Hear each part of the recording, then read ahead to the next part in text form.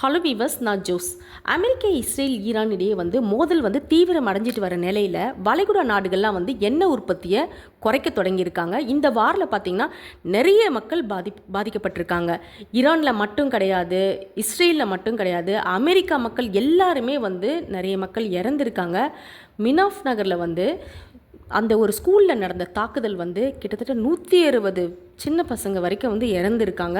இது சர்வதேச அளவில் பெரிய அதிர்ச்சி ஏற்படுத்தியிருக்கு. உலக நாடுகள் எல்லாம் கண்டனம் தெரிவிச்சிருக்காங்க.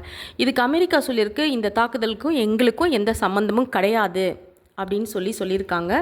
அமெரிக்காலே வார நிறுத்துங்கன்னு சொல்லிட்டு போராட்டம்லாம் நடந்துகிட்ருக்கு. அமெரிக்கா ஈரான் போர்க்கப்பல்களை தாக்குதல் நடத்தினது, அது மட்டும் இல்லாமல் ஆயில் கிடங்கு, அங்கே ஈரானோட கேபிட்டல் டெஹ்ரானில் இருக்க எண்ணெய் கிணறு மேலாம் அவங்க தாக்குதல் நடத்தியிருக்காங்க. இதனால் 4 எண்ணெய் கிணறு தீப்பிடித்து எரிஞ்சு வானத்தை முற்ற அளவுக்கு கரும்புகைகள்லாம் எழும்பியிருக்கு. அங்கே இருக்கிற அந்த பகுதியே ஃபுல்லாக இருட்டாகி அங்கே இருக்கிற சுற்றுச்சூழ்நிலை ரொம்ப கடுமையாக பாதிக்கப்பட்டிருக்கு. அது மட்டும் இல்லாமல் அங்கே ரோட்டில் கச்சா எண்ணெயெல்லாம் ஓடினதில் அதெல்லாம் வேறு தீப்பிடித்து எரிஞ்சு ஒரு ஆறு தீப்பிடித்து ஓடினா எப்படி இருக்கும், எரிஞ்சு ஓடினா அந்த மாதிரி ஒரு சூழ்நிலை அங்கே நிலவிருக்கு. மக்கள்லாம் இதனால் அதிகமாக பதட்டம் அடைஞ்சிருக்காங்க. ஈரானும் அதிகமான டென்ஷனில் இருக்காங்க.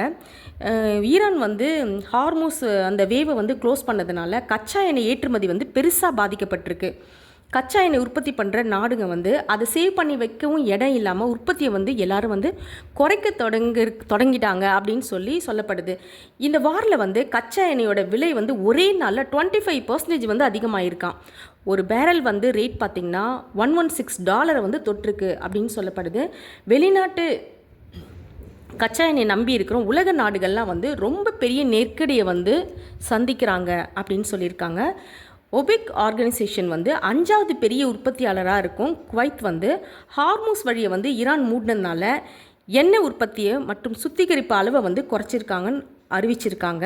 இதே மாதிரி ஒபெக் அமைப்பில் 2வது பெரிய உற்பத்தியாளராக இருக்கிற ஈராக் அந்த நாட்டில் தெற்கு பகுதியில் உள்ள 3 முக்கிய எண்ணெய் வயல்களில் 70% குறைச்சிருக்காங்க. அவங்க உற்பத்தியை குறைச்சிருக்காங்க. இதனால் 4.3 மில்லியன் பேரல்களாக இருந்ததை 1.3 மில்லியன் பேரல்களாக சரிஞ்சிருக்கு அப்படின்னு சொல்லப்படுது. ஒபெக் குரூப்பில் 3வது பெரிய உற்பத்தியாளராக இருக்கிற ஐக்கிய அரபு அமீரகம் அபிதாபி நேஷனல் ஆயில் கம்பெனி கடல் எண்ணெய் உற்பத்தியை குறைச்சிருக்காங்க அப்படின்னு அவங்களும் அறிவிச்சிருக்காங்க.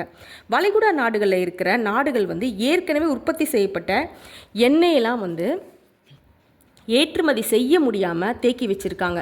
சேமிப்பு தொட்டிகள், அந்த எண்ணெயில் அந்த ஆயிலெலாம் சேவ் பண்ணி வைக்கிற அந்த தொட்டிகள்லாம் ரொம்ப நிரம்புகிற நிலைமையிலே இருக்கான். எல்லாம் ஃபுல்லாகிற நிலைமையில் இருக்கிறதுனால கச்சா எண்ணெய் உற்பத்தி மற்றும் சுத்திகரிப்பு நிறுத்தி வச்சுருக்காங்க அப்படின்னு சொல்லி அறிவிச்சிருக்காங்க. ஏன்னா இதுக்கு முக்கியமான ரீசன் ஈரான் அந்த ஹார்மோஸ் வழியை மூடப்பட்டதுனால எண்ணெய் போகிற வழி ஃபுல்லாக க்ளோஸ் பண்ணிட்டாங்க.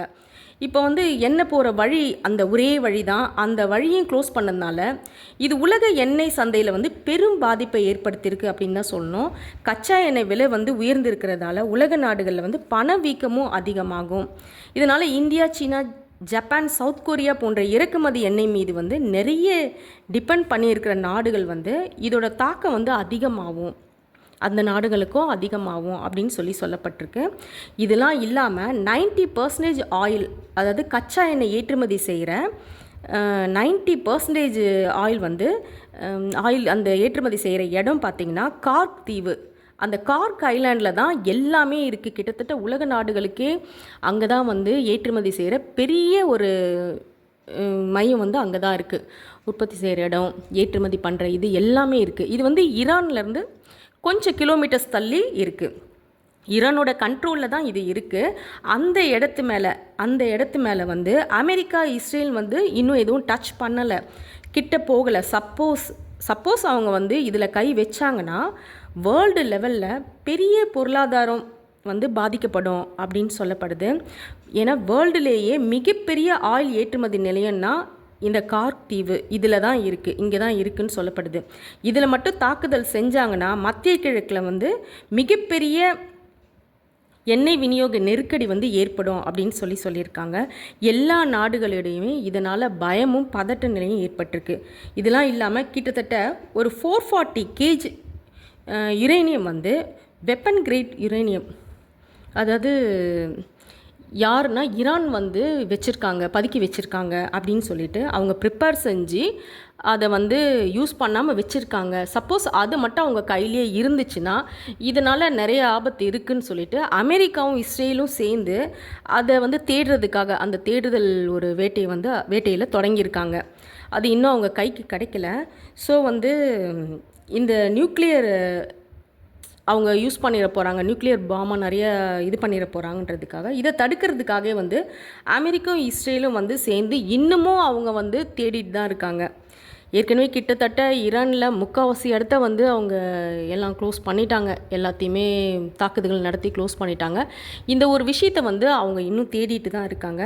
அமெரிக்கா வந்து இந்த வார் ஸ்டார்ட் ஆகும்போது என்ன சொன்னாங்கன்னா 2 வீக்ஸில் வந்து இது முடிஞ்சிரும் இந்த வார் அப்படின்னு சொன்னாங்க. ஆனால் 10 டேஸை தாண்டியும் இன்னும் போயிட்டே தான் இருக்குது. இதனால் அஃபெக்ட் ஆகிறது வந்து அமெரிக்கா, இஸ்ரேல், ஈரான் மட்டும் இல்லாமல் உலக நாடுகளும் நிறைய மக்களும் இறந்து போயிருக்காங்க. பொருளாதார சரிவு ஏற்பட்டு நிறைய விஷயங்கள் நடந்துகிட்ருக்கு.